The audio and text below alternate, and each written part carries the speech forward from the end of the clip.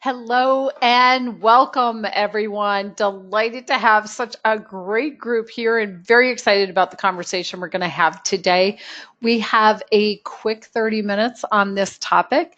Several of you did submit questions ahead of time. So some of them fit as we go, and some of them I was like, where am I going to put that in? So help me out with that. Be sure to ask your question again if you feel like I'm not getting to it and you want some information, some insight. We can do questions one of two ways. Those of you that want, and we love it if you do this, raise your hand. Of course, the caveat is we do record it. We do put it on our YouTube channel, and some of you are comfortable with that and some not. So if you're brave and comfortable with that, please do raise your hand. I'll unmute you individually, and you can ask your question live.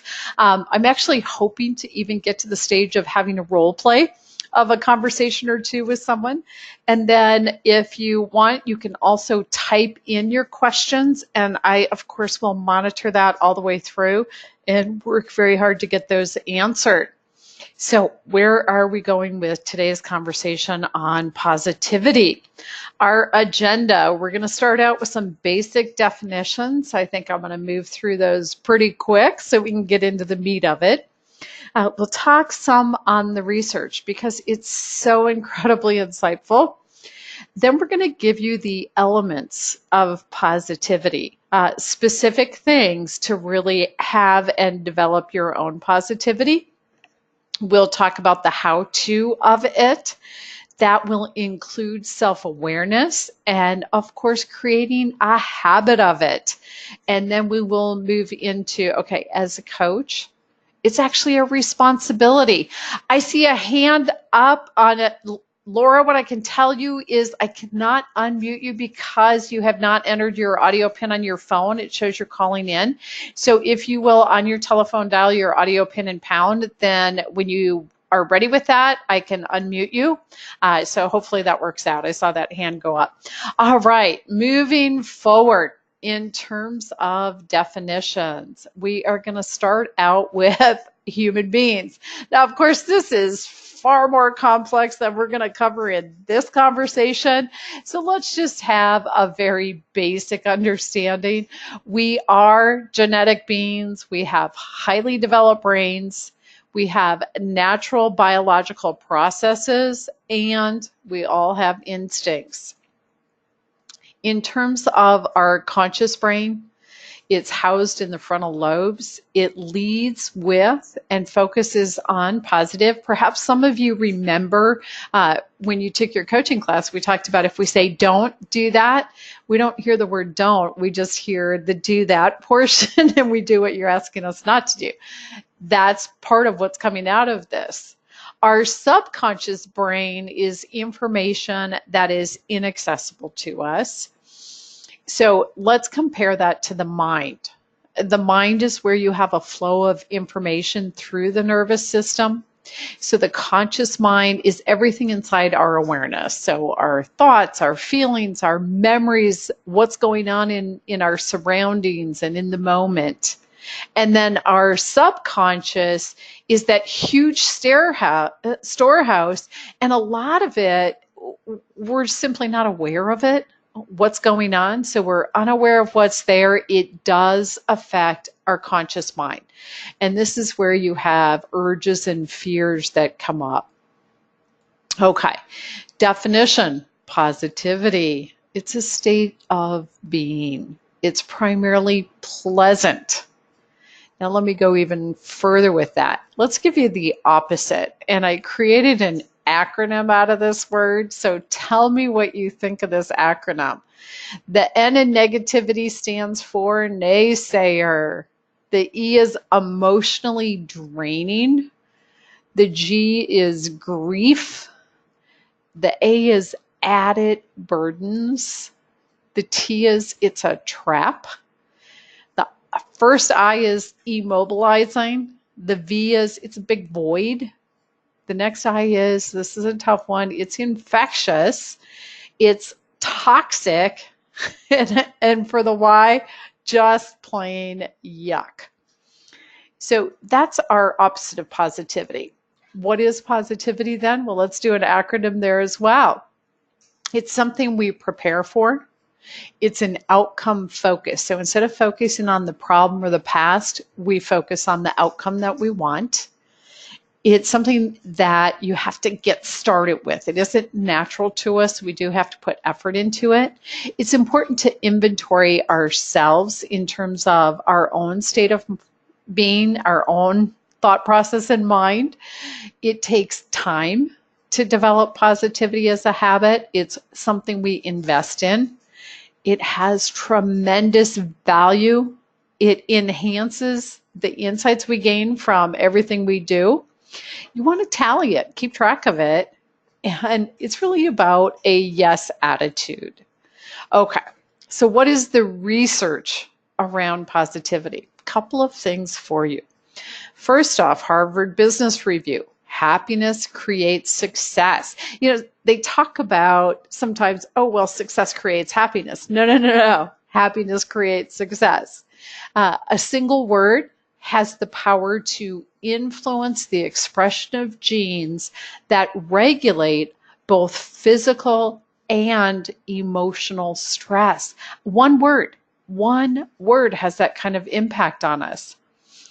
Positivity transformed early human beings for the better, leaving them with extra measures. I love this: physical, social, intellectual, and psychological resources.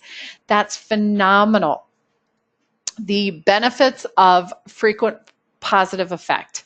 Does happiness lead to success? So here's what this study did. They looked at 300 independent studies that were done with 275,000 people, 35 years of research.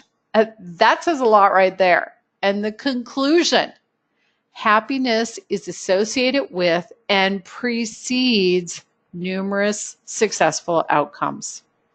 So we know that's a reality. What does it actually take to develop your own positivity? Well, first off, research it. It's so easy for me to get excited about this and give you all this information and the facts. And the reality is, when you go do your own research and find it and discover it for yourself, that's when you create that buy-in to it, much like what we do in coaching. Recognize and move past our own negative default. Human beings follow the path of least resistance, and unfortunately, that's downhill. It's so easy to get stuck in the negative, caught up in that, and stay there. Learn positive language. The words we use make a difference. Feel it. Literally experience. So, for example, pretend like you're a client and I'm coaching you. And I'm going to ask you a question 2 different ways. So if the first way I ask you is, what would you like to think might be a possibility? How positive do you feel about that possibility? Alternatively, if I say to you, what is a possibility? How positive do you feel about that? It's so completely different. The words change everything. And quite frankly, positive language is far more professional and respectful than negative language. Another element to developing positivity is our own positive self-talk. Okay, I'm guessing everybody on the call, just a guess, I'm guessing we're all human. And what does that mean? Sometimes we're hard on ourselves. We beat ourselves up. And guess what that does? That starts us in the direction of the negativity. So developing the habit of saying, okay, made a mistake. Here's what I learned from it. Here's what I'm going to do now. And simply accepting we're all human. We all make mistakes. We all have strengths. We all have weaknesses. And that is totally okay. It's where's our focus? And it goes back to when we focus on where we want to go, on the outcomes we're looking for, how we're moving forward, it totally changes our outcomes. Model the positive language. Think about the impact this has on people around you. One of the things we talk about actually in the professional coach class, many of you remember that, is language, and we gave you specific words. We had a list of poison words. We had a list of phenomenal words. And one of the questions we ask, okay, when you hear people that use this poison language, these words that are so negative and limiting. What's your impression of them? And we talked about how we see that person as being toxic and dragging everybody down. And for the most part, the consensus is we don't want to be around that. And then when people use the phenomenal words, which are positive, proactive, confident language, we define them as charismatic. And that's who we're drawn to and who we want to be around. So seeking that charismatic person. Okay. Be confident. It is essential as a coach that we are confident in ourselves as a coach, confident in the coaching process that we offer, and confident in our client. They truly do have the ability to move forward to do what they want to do. When you are positive, you take these steps, that's how you coach effectively, because you truly believe in your client and you believe in their opportunities, their possibilities, and in their success. Be deeply supportive of your clients. Reframe things with positive language. We've done examples where you say to somebody, what do you want? Oh, well, I don't want to be so stressed and I don't want to work so many hours and et cetera, et cetera. And they're telling you everything they don't want. And that brings them into that negative place. And we talked about saying, okay, so if that's what you don't want, what is it that you do want it to be? And have that goal, that objective framed with positive language. That supports the focus on it, the motivation for it, the follow through. Empower proactivity. And it goes back to when you truly believe in your client, you're confident in what's going on, and you simply ask the question, what is possible for you to do? What is within your control? And you believe in them doing that. That's how you empower proactivity.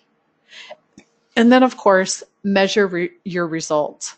Look at what's happening based on the positivity. And measure both quantitative and qualitative results. There are bottom line impacts of achieving certain goals, and there are the soft side of it, the qualitative elements to achieving things. So evaluate that, track it. Diving into the how-to of positivity for yourself. Evaluate what will motivate you to invest the effort in creating a new habit. It does take time and it does take effort to create that new habit. So figuring it out for yourself.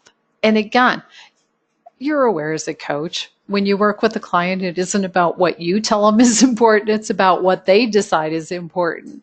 And the same is true here. What's important to you? What are your reasons for being negative? What are your reasons for being positive? And figure it out. Then create your own action plan. Do your research, excuse me, in terms of the information on the positivity. Source the different tools, and there are an incredible number of tools available that really support you in terms of developing it, using it, applying it. Plan your consistent input in terms of getting that positive, and practice your positive language.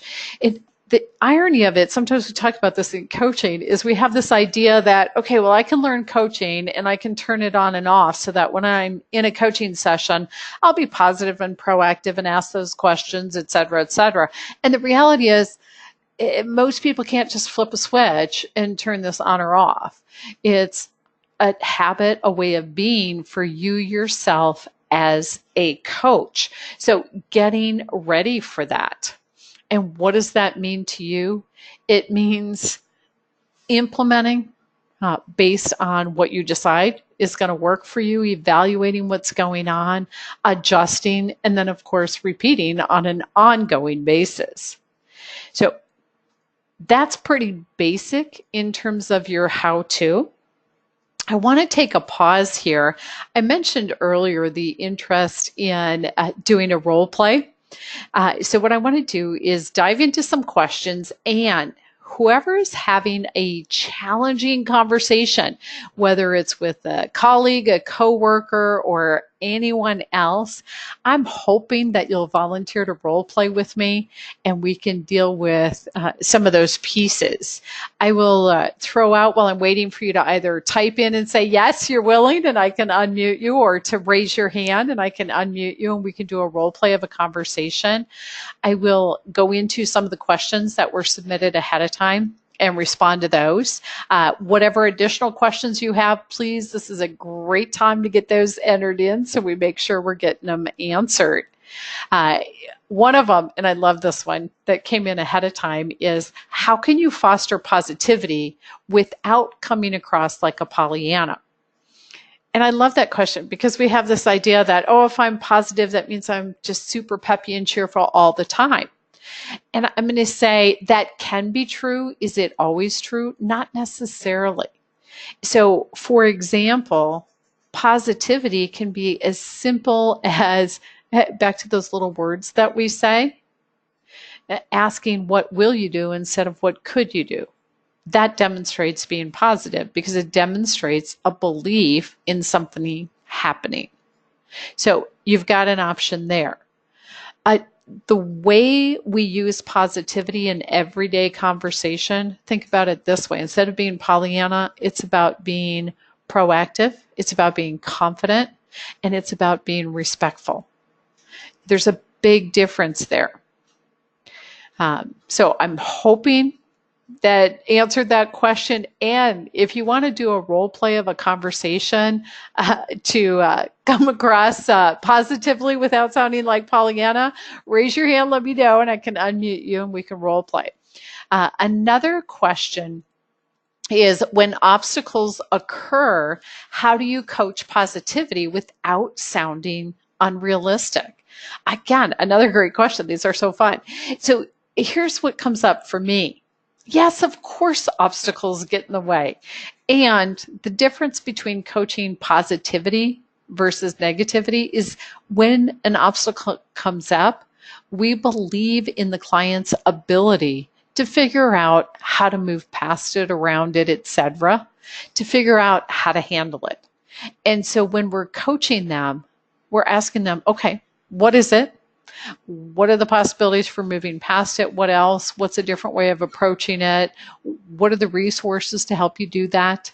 And so we simply believe in their ability to get past that obstacle. So hopefully that's answering that one. I had another question about what do you do when someone near you is constantly negative? And it's not uncommon. They don't even see it. They're unaware of it. This is the toughest one. And let's talk about that for a second. So, for example, we have, and many of you have had this conversation with us, we'll talk about how long it takes to change a habit. Well, that's if it's your own habit and you're choosing to change it. So we talked about 21 days to change a habit, or to change a thought, 30 days to change a habit, and 6 to 12 months to make that habit the new norm. Well, if you are dealing with someone else who is negative around you, the best example I can give you is setting healthy boundaries and maintaining them consistently. So I'll give you an example from my own history. Oh my gosh, a long time ago, back in my younger days, I had a boss that was a screamer and a yeller, for lack of a better way of putting it. And he didn't care who he screamed at, who he yelled at, and he didn't care who else was around and all the rest of it. So when I actually got recruited in to run that company, what I didn't know is that of all the people working there, only 2 had actually lasted longer than 6 months. And it all went back to this going on. Now, can I tell my boss, oh, you can't do that. You can't be yelling at people no, I can't do that. What can I do? Each and every time he yelled at me, I said, I can't hear when I'm yelled at. Or I said, I listen when I'm spoken to respectfully. And I, each and every time, had to set the boundary. I do it with the I statement, if y'all remember your I statements from the professional coach class. So instead of saying you can't do that, you need to stop, you need to change how you're saying that, it was I. And by setting that boundary, it took me, by the way, 2 years to change that behavior. Not to say it didn't improve along the way. Of course it did. It's that it took 2 years to change someone else's negative behavior. So in dealing with somebody else, it's setting that boundary. Now, another way to do it is, depending on what they say, you can ask about it. Okay, so what I just heard you say is, what does that mean? And it may be you give it back exactly to them so that they hear it for themselves, or you explore it in a different way. So depending on what it is. If somebody is negative, you can say, so I'm hearing that, and what I'm going to choose to do is think about it this way. And you can reframe it in the positive. The key to it is that each and every time it happens, setting that consistent boundary, and that's tough. And so that means having things in place for yourself to take care of you while you are setting that boundary. Let's see, another question came in. It said, are some people just lazy and really don't want to invest in the effort to create a new habit? What questions do I ask to get past that lazy? Love that. So sometimes it's people don't really believe they can change something. So it's a lack of confidence. Sometimes there's something motivating staying where they are. We've all seen that where we have clients and they stay stuck. And so it's literally some of the questions I'll use in a case like that is I'll say things like, oh, so what are the motivators for staying exactly where you're at? What are the motivators for keeping things the same? What are the benefits? And I'll really explore that. And if they say, oh, there are no motivators or benefits, I'll say, well, there's something behind staying there. And then what are the motivators to change? What are the pros and cons of staying? What are the pros and cons of changing? Ask those questions to explore it, because then you're creating the awareness. It's truly ultimately their choice. So hopefully that's answering that one for you. I see a hand up, so I'm going to come unmute you. And Jenny, you're live. How you doing? I'm doing great. How are you, Kathy? Doing awesome. Are you going to come in and role play with me? I am, because I was the one who asked the Pollyanna question, because I hear that a lot from people about how positive I am. And I love it. I love you. I have all the respect in the world for that. Okay, great. So how do you want to go about this? If you tell me an example of a conversation, I'll take the part of you and you take the part of the other person. So start by setting up the scenario. Okay. So in my case, when I hear and I think this fits in with the Pollyanna and also the unreal, people think positivity is unrealistic. I think those are very closely related questions. My clients are in the direct sales realm. Mm-hmm. And so when they're having those negative thoughts, feelings, it's typically around whether or not they think they can move their business forward and be one of the 1%ers who make six figures. Okay. So it's about having that conversation and them feeling like, well, really, what are the chances that I'm ever going to make $100,000? Okay. So you're that client and I'm you. Are you ready? Okay. I think so. Okay. So, Jenny, what's going on? Well, I've been having a lot of trouble believing in the fact that my team is ever going to work hard enough and that I'm ever going to make $100,000 with my business, like I said in my goals. Yeah, a lot of people get to that place. So, curiosity, how long do you want to stay in that place? Not long. Okay. Not long. I don't want to be in that place. Where do you want to be? I'd like to be where I'm making that kind of money. Okay. And of course, that totally makes sense as well. What's it going to take to get there? It's going to take work. It's going to take time. It's not going to happen overnight. Mm-hmm. Yeah. That all makes sense. What is your level of confidence in the possibility of making it work? Well, I've seen it happen with other people, so I know it's possible. Okay. I think maybe it's just I'm worried about, is it possible for me? Okay. And how will you make that determination? I guess whether or not I do the work. Okay. And what's your level of commitment to doing the work? I'd say 95%. Okay. And is 95% enough to get you there?